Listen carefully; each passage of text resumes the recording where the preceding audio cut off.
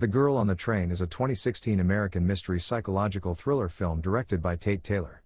The movie is about a divorced woman who drinks excessively.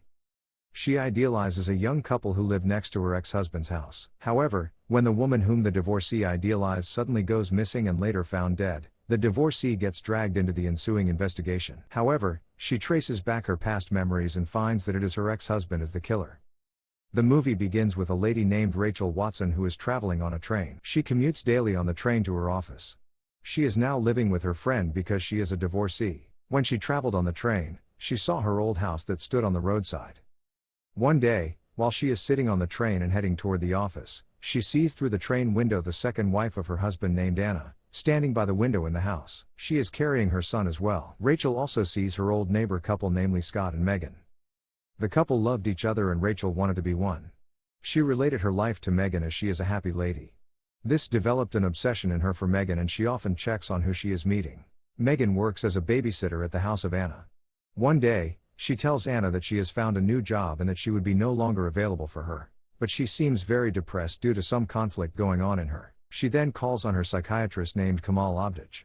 On the other hand, Rachel is still stuck in her past life and she continuously phones Tom to talk to him. Her friend named Kathy, at whose house she is living, tries to make him understand that she should abandon the thought of contacting Tom because he is now a married man with a kid.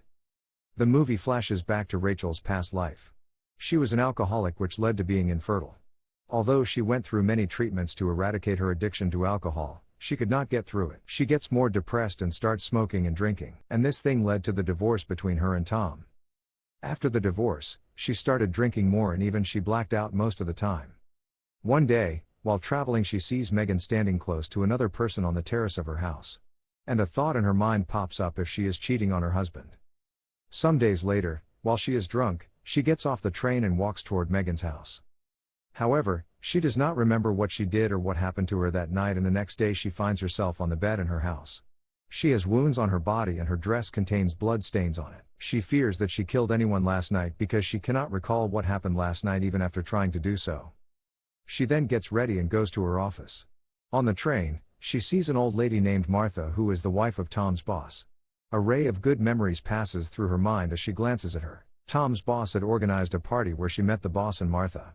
However, due to being drunk, she created a mess at the party and even broke some dishes. That was the reason Tom was fired from his job. Back to the present, a detective named D.S. Riley calls on her and she says Megan is missing from her house.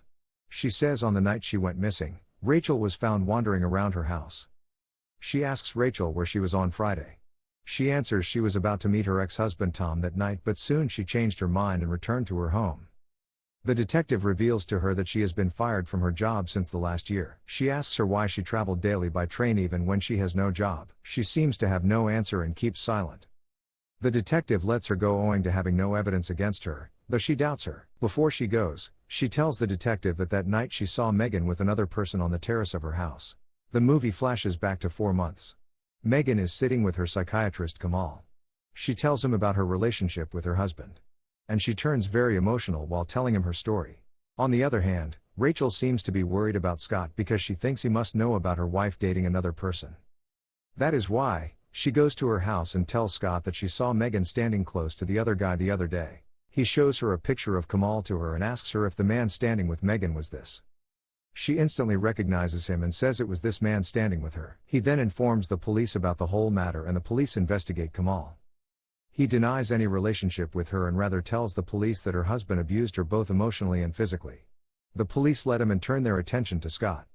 The police call for an investigation at the police station. He lashes out at Rachel for sending her to the police station. However, she still has doubts in her mind about Kamal. That is why she calls on him as a patient to know about him. But he asks her about her past instead and she emotionally narrates her story to him. On the other side, Anna goes to the police station and registers a complaint against Rachel that she irritates them daily and that they fear that she does any harm to their child. But the detective says she cannot apprehend her without any evidence. Sometimes later, the police discover Megan's dead body. Anna suspects Rachel behind her murder because she was often found around her house. Tom then tells her she cannot go to such an extent to kill someone. Elsewhere, the police acquit Scott and he barges into Rachel's house angrily because it was she who made the police suspect her. He breaks into her house and abuses her there. She seems nervous and depressed. Later, she phones Riley and tells her that Scott is the suspect because he tried to choke her too. But she sets aside her claims, saying when Rachel was killed, he was sitting in a bar. A scene from a past event is portrayed here. When Megan and Kamal were standing on the terrace, she was pregnant and was consulting him. She hugged him emotionally and there was no affair between them. Later, Rachel goes to a bar where she sees a man in a business suit. She asks him what exactly happened that night. He tells her that some people were trying to rob her and he wanted to help her. But she beat him instead and he went away. After that, she goes into depression again. She then decides to not live with her friend. She then boards the train where she again meets Martha. She feels repentant over her aggressive behavior and she asks her for forgiveness. She then reveals to Rachel that Tom was fired from his job not because of her being aggressive at the party but because he was involved with other girls at the office sexually. Due to this, he was fired from his job. Gradually, she discovers that when she passed out due to excessive drinking, Tom instilled in her the bad memories and he blamed her for the acts she did not commit. During this time, he also beat her. But the next day, she saw wounds all over her body. On the other hand, Anna finds a strange mobile phone at her house. She turns on the phone and hears a voice message. On the other hand, Rachel goes to the place where Megan last time. There, she ponders what exactly happened that evening. She then remembers that the person who met Megan that evening was none other than Tom. Megan and he were in a relationship and she was carrying his child in her womb. She tells him that she is pregnant with his child but he tells her to abort the child. However, she refuses to do so. Upon this, he kills her. He then beats Rachel. Back to the present, she immediately calls on Anna and informs her about the affair between Tom and Megan. In the meantime, Tom arrives home and they ask him if he has an affair with the late Megan. Rachel tells him that she discovered he beat her and instilled bad thoughts in her mind when she used to pass out. He gets angry with her and tells her to drink and hits a bottle on her head causing her to faint. A little later, as she wakes up, she runs from there and Tom chases her. Eventually, he beats her and she stabs him with a corkscrew in the neck. Meanwhile, Anna also comes outside and helps her kill him. The police arrest them and they record their statements saying Tom is the killer of Megan and that he wanted to kill them but they took his life in self-defense. That is why the police release them both. Later, Rachel goes to the grave of Megan and then she boards the train. But this time, she is sitting on opposite side and is about to begin her new life. The movie ends there.